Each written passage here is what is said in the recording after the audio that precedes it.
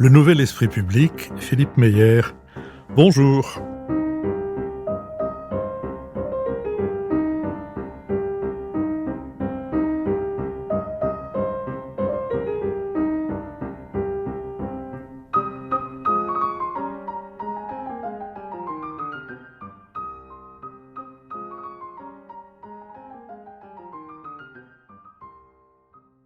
Bonjour, merci de nous avoir rejoints pour ce deuxième épisode de ma rencontre avec Alexandre Missoff, qui tient dans le passage des Panoramas une boutique qui s'appelle le Vistamboire des Panoramas, dans laquelle, alors il ne vend pas de l'histoire, il me l'a fait remarquer, il est un peu comme les parents de Monsieur Jourdain qui commençaient ne vendaient pas du drap, mais ils donnaient du drap contre de l'argent, donc il raconte des histoires et il vend les objets qui vont avec. C'est ce que nous avons commencé à développer dans le premier épisode de notre rencontre. Alexandre Missoff, bonjour. Bonjour Philippe Meyer. Donc je faisais remarquer, vous parliez parmi les sujets, puisqu'il y a des moments divers dans votre Vistamboire, il y en a un sur les constitutions, on va parler des autres sur l'exposition universelle, et donc sur le vol de la Joconde, autour duquel nous allons nous concentrer un peu, parce que c'est sans doute celui qui a été, j'imagine, le plus facile à monter, non pas pour les objets, mais pour l'histoire, qui est quand même très, très documentée.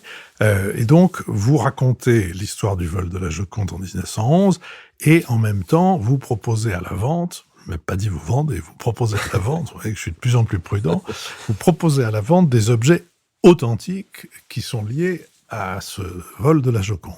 Quelques objets, le ticket d'entrée au Louvre, vous l'avez dit, mais d'autres? Évidemment des articles de presse, les couvertures des journaux indiquant la Joconde a été volée ou la Joconde a été retrouvée, suivant si ce sont ceux d'août et septembre 1911 ou de janvier 1914 et décembre 1913.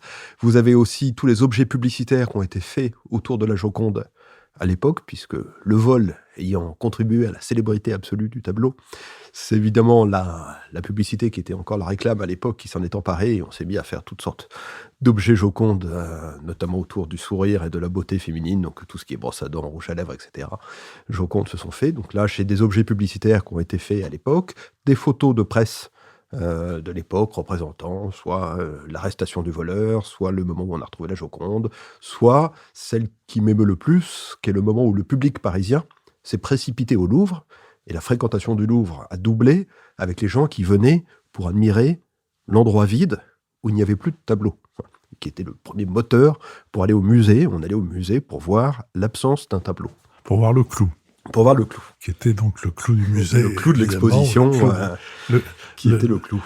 Mais alors, tous ces objets, certains, les couvertures de journaux, on comprend assez vite où est-ce qu'on peut les trouver, mais tous ces petits objets publicitaires, toutes ces choses, vous les trouvez comment et où à Paris, en province, partout? Alors, un peu partout, Paris, province et l'étranger. Et je prévois mes histoires avec beaucoup d'avance, et parfois certaines n'aboutissent pas, faute d'objets, mais ça me permet 6 mois, 1 an, 2 ans avant de dire voilà, je prévois une histoire autour de ces thématiques-là, donc je mets des veilles, des alertes sur différents sites, auprès de différents collectionneurs, auprès de différents marchands. Je leur dis tout ce que vous avez sur la thématique du vol de la Joconde, ou autour de Bertillon, ou autour du préfet Lépine, ou autour de Perugia, évidemment, les différents personnages. Perugia étant le voleur. Perugia étant le voleur. Ça va m'intéresser, et donc je commence à les entasser. Parfois, j'ai de très bonnes histoires, mais je n'ai pas encore les objets qui s'y ramènent, et donc je suis obligé de garder mon histoire au frais, si j'ose dire, en attendant de pouvoir avoir les chapitres comme ça qui vont la décomposer. Si vous voulez lancer un appel à nos auditeurs, ils sont très serviables. Donc, s'il y a des domaines dans lesquels vous cherchez des objets, ne vous privez pas. Il y a une histoire merveilleuse qui est celle d'Iris XVI, qui était un cheval exceptionnel qui a remporté toutes les courses sur tous les hippodromes d'Europe dans les années 30. Et puis la retraite arrivant tôt pour les chevaux de course, Iris XVI a été envoyée à Saint-Cyr, où elle est devenue la monture officielle de prestige des officiers supérieurs de cavalerie à partir de 1937. La Seconde Guerre mondiale arrivant, on n'envoie quand même pas Iris XVI tirer des fûts de canon. On respecte le lancer à craque, donc Iris XVI reste à Saint-Cyr. Et quand le 12 juin, les Allemands prennent Saint-Cyr, le général allemand a envie de monter évidemment Iris XVI, et donc envoie un de ses soldats pour la chercher. Et Iris XVI, qui est une brave jument française et patriote, voit le soldat arriver et lui balance un coup de sabot dans la tête, et elle le tue net. Les Allemands, qui sont rancuniers, mais qui sont surtout procéduriers, n'abattent pas le cheval par vengeance, mais le font passer en cour martiale et le condamnent à être fusillé pour acte de résistance. Ce qui fait que le premier Français à avoir été fusillé pour acte de résistance, c'était une Française, c'était une jument, c'était Iris XVI. Et depuis, je recherche tous les documents qui peuvent se rapporter à Iris XVI pour pouvoir raconter un jour cette histoire. J'en ai pas beaucoup, j'en ai quelques-uns. Mais si vous avez la ration de picotin d'Iris XVI, ça m'intéresse. Eh bien, écoutez, l'appel est lancé auprès de nos auditeurs. Alors, donc, cette Joconde, vous l'avez... ça a duré combien de temps, l'exposition sur la Joconde a duré 3 mois. Ouais. Et puis, comme le succès autour de la Joconde était marqué, en fait, je l'ai enlevé l'exposition pour afficher celle sur l'histoire des constitutions de la France que vous évoquiez. Et j'avais des gens qui revenaient en me disant, il paraît qu'ici, on raconte l'histoire de la Joconde. Et du coup, ça me contrariait de devoir soit leur dire non, soit leur dire, attendez un instant, je vais ressortir les documents que je n'ai pas encore vendus pour pouvoir vous la raconter. Ce qui fait que mon intention première était que chaque histoire annule et remplace la précédente, enfin se substitue, et j'évolue vers un système dans lequel, en fait, chaque histoire passée reste exposée dans un des endroits ou un des étages de la maison. Pour l'instant, le nombre d'histoires rapportées à la superficie me permet de faire cette gymnastique, mais donc pour l'instant, les histoires restent. Il y en a une qui tient l'affiche principale et qui a la plupart de la surface d'exposition, et les autres qui ont des petits endroits, mais qui permettent quand même de raconter l'histoire en montrant les documents. Oui, puis la masse de documents s'appauvrit forcément évidemment. Avec le temps. Enfin, on vous le souhaite. Parce que, et la grande ironie, c'est que ce sont les documents les plus amusants qui partent en premier, et qu'une fois que le document est parti, c'est un chapitre qui se soustrait à mon histoire. Et donc, finalement, les histoires finissent par perdre leur côté le plus ludique pour avoir le côté le plus sérieux à la fin. Mais j'arrive quand même à combler, je crois, ces chapitres. Aujourd'hui, quand on vient au Vistamboire des panoramas, l'histoire de la Joconde, c'est la Joconde a été volée, le tableau a été retrouvé. Merci. Et voilà, c'est du temps de Lépine qu'elle a été retrouvée. Non, c'est du temps de Lépine qu'elle a été volée. C'est du temps de Lépine qu'elle a été volée. Ouais. C'était le préfet Lépine est un personnage. Enfin bref, laissons cette question et venons-en aux autres sujets, aux autres thèmes de vos expositions. Ils sont très variés. Ils sont encore assez peu nombreux pour que vous puissiez. Parce que vous avez ouvert, j'ai oublié de le dire, mais en printemps 2025. Donc voilà, le 15 avril 2025, jour de la naissance de Léonard de Vinci, ce qui fait un point commun entre moi et Léonard de Vinci, que je cherchais depuis longtemps. Mais écoutez, je suis sûr que la famille de Vinci se sentira flattée. Donc, il y a 1 an, vous avez ouvert, un peu plus d'1 an, et vous avez depuis proposé combien d'expositions ? 4. 4, qui sont donc l'histoire du vol de la Joconde. Et pour chaque exposition, j'écris un petit livre que j'auto-édite et qui fait le récit, que les gens peuvent aussi garder. La version écrite étant assez différente de la version orale, pas que je l'ai souhaité, mais parce que ça s'agence comme ça naturellement. Et quelles sont les différences ? On n'a plus volé la Joconde, ou on l'a pas retrouvée, ou quel est La Joconde est une fausse. La Joconde n'était pas celle qu'on croit. Non, mais à l'écrit, on prend le temps de faire des raisonnements qui sont un peu plus compliqués. À l'oral, vous avez un temps d'attention, il faut enchaîner assez vite sur les idées. Ouais. Et puis, à l'oral, j'ai des nouveaux éléments qui me sont apportés en permanence aussi par des visiteurs. Vous parliez du préfet Lépine tout à l'heure. L'arrière-petite-fille du préfet Lépine est venue un jour, par hasard, elle a découvert l'histoire, elle m'a dit c'est incroyable, je reviendrai parce que j'ai des documents de mon arrière-grand-père qui se rapportent à ça, elle est revenue, elle me les a offerts. Ces documents m'ont apporté des nouveaux éclairages sur l'histoire, et donc je les intègre à mon récit. Et pareil pour l'exposition universelle de 1889, il y a des gens qui viennent et qui contribuent à l'histoire au fur et à mesure. Et les anecdotes un peu amusantes, un peu décalées, qui donnent aussi le sel des choses, sont plus faciles à mettre à l'oral.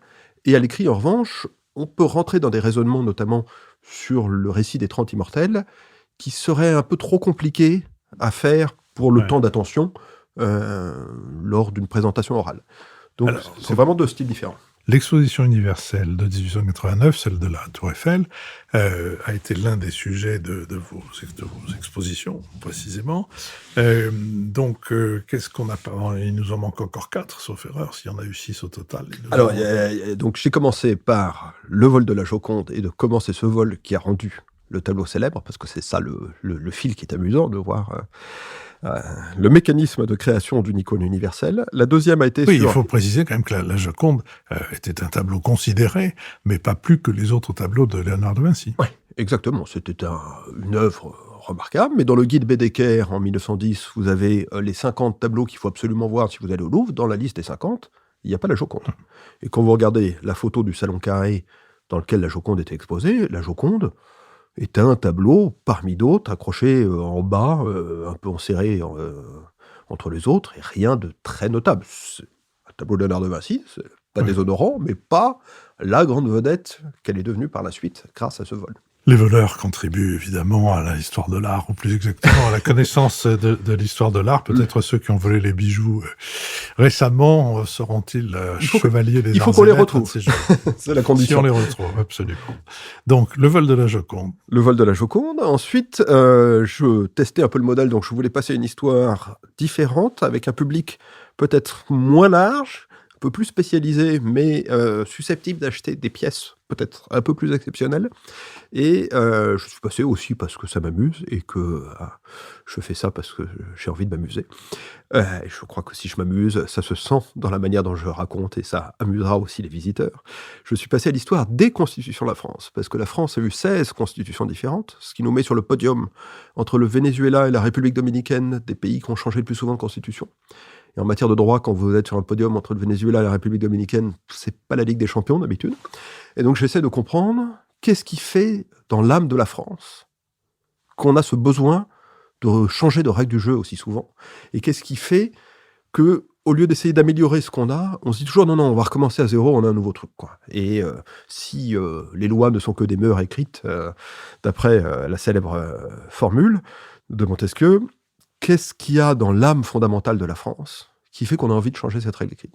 Et donc, aussi, à travers évidemment ces 16 constitutions, c'est un voyage dans les 250 dernières années de l'histoire de France, auquel je convie les visiteurs. Et là, j'avais des pièces tout à fait exceptionnelles, mais du coup exceptionnelles et uniques, avec l'affiche originale de 1815 de la Benjamin, la constitution des 100 jours de Napoléon, les affiches du coup d'État de Louis-Napoléon Bonaparte, dont la justification du coup d'État pour la dénonciation des mécanismes institutionnels qui ne fonctionnaient pas est très amusante à relire aujourd'hui. Et ça peut aller à un bulletin de vote, oui, non, de 1958, etc., différents documents. Et ces documents est affichés, je raconte l'histoire du rapport des Français aux constitutions, et l'histoire un peu des 16 constitutions, et donc des 16 régimes, et donc des 15 moments un peu paroxystiques qui ont présidé à ces changements.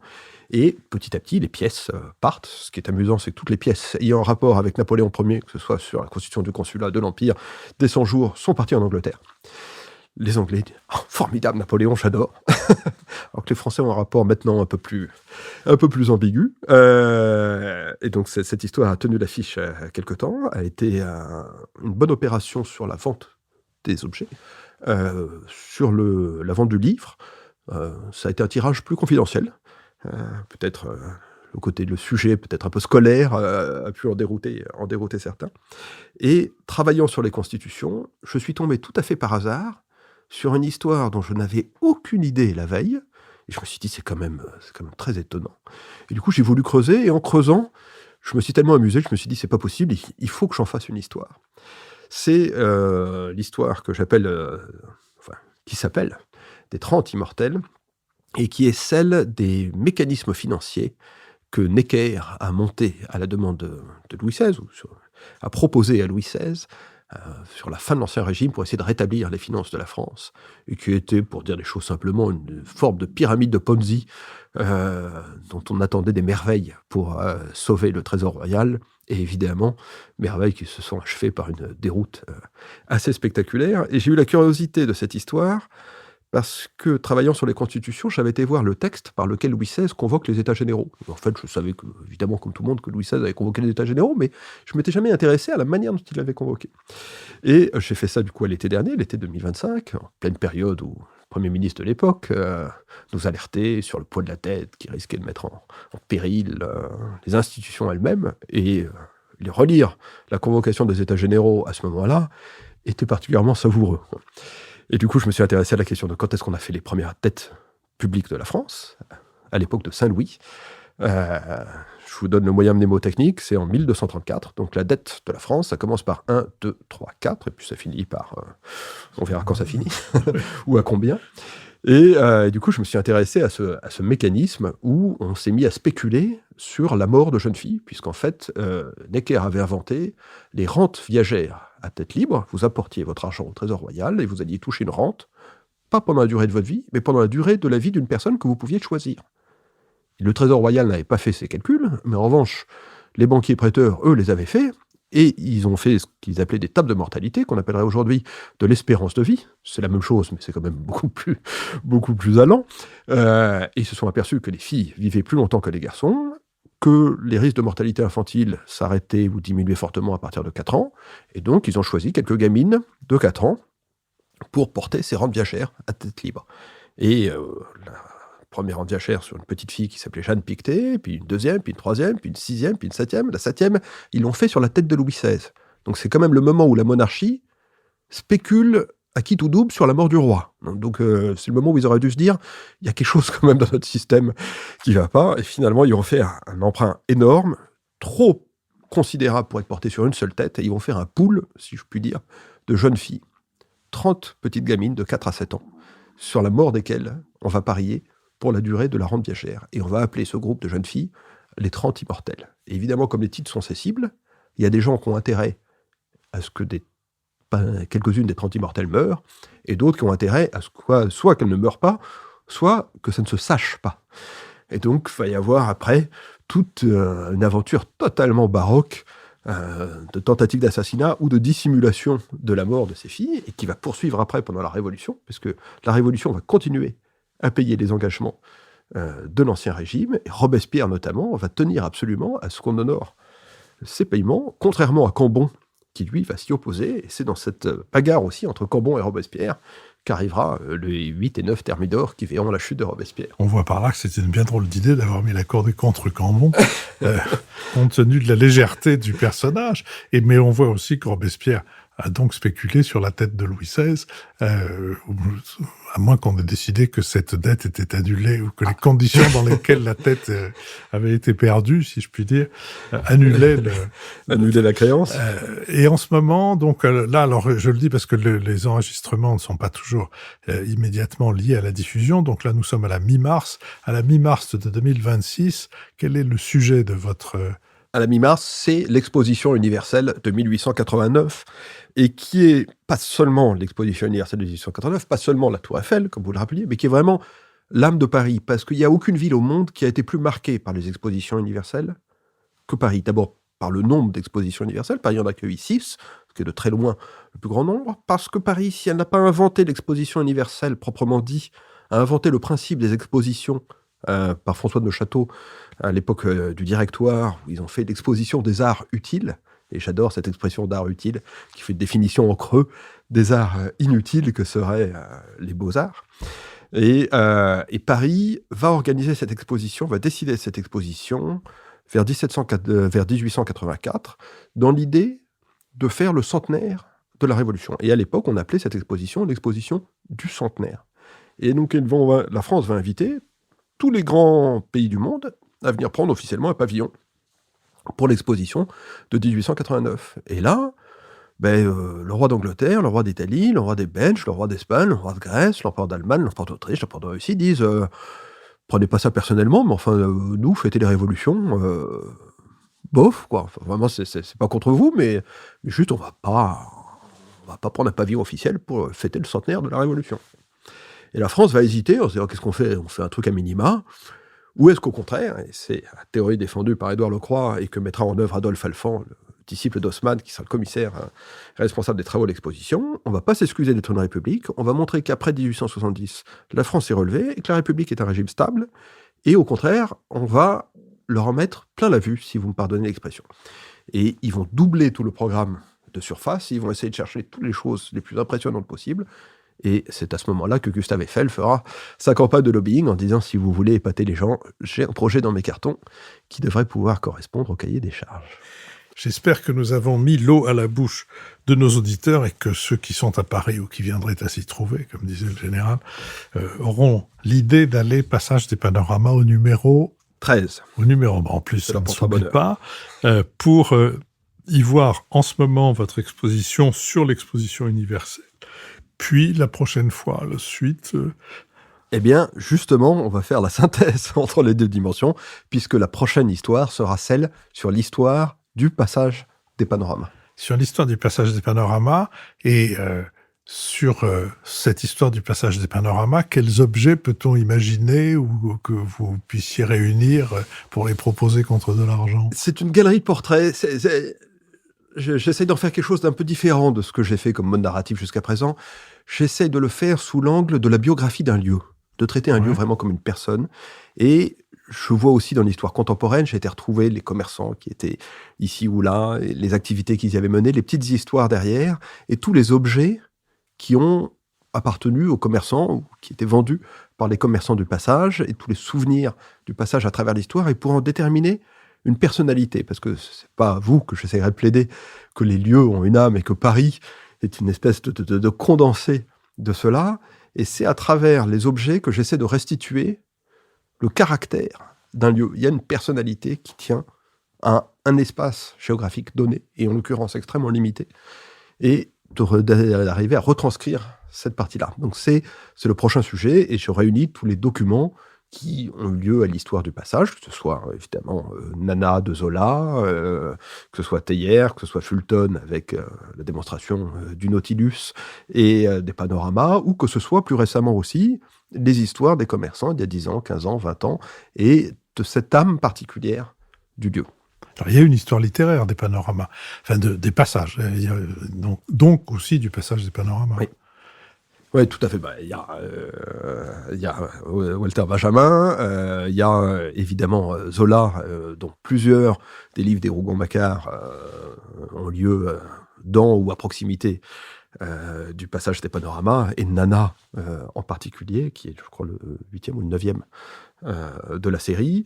Vous avez aussi, alors dans un autre passage, mais je fais preuve d'œcuménisme parmi les passages couverts, au passage Choiseul, très marqué par l'histoire de Louis-Ferdinand Céline, qui habitait là et qui en parle dans plusieurs de ses ouvrages. Oui, sous le nom de passage des Bérézina.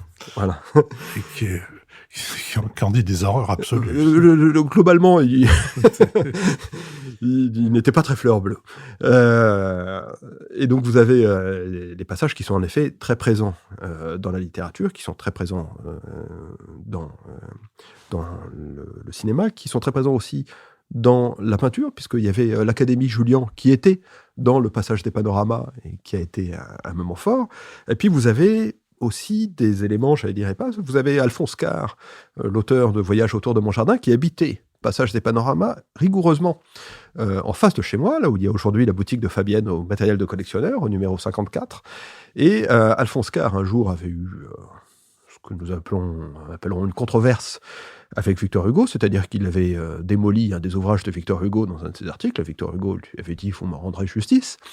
Il cherchait un endroit pour régler ce conflit, et Alphonse Karr lui a dit « mais comme moi j'ai une porte qui donne côté passage des panoramas, une autre qui donne rue Vivienne, et que les grilles sont fermées la nuit, t'as qu'à venir chez moi par la rue Vivienne, on prend un café, ensuite à 6h du matin on va dans le passage, on fait notre petite affaire, et ensuite on ressort par l'autre côté. Et donc j'aime à penser tous les matins en arrivant que je marche à l'endroit où Victor Hugo et Alphonse Karr se sont battus en duel qui n'a pas dû en blesser aucun des deux. Comme l'histoire est racontée par Alphonse Karr, j'ai tendance à penser que c'est lui qui a dû gagner, mais quoi qu'il arrive, ils ne se sont pas fait très mal, mais ça fait partie, j'entends résonner le bruit de leurs épées quand je passe encore aujourd'hui. Est-ce que les autres commerces du panorama sont aussi sensibles à l'histoire du passage ? Ouais.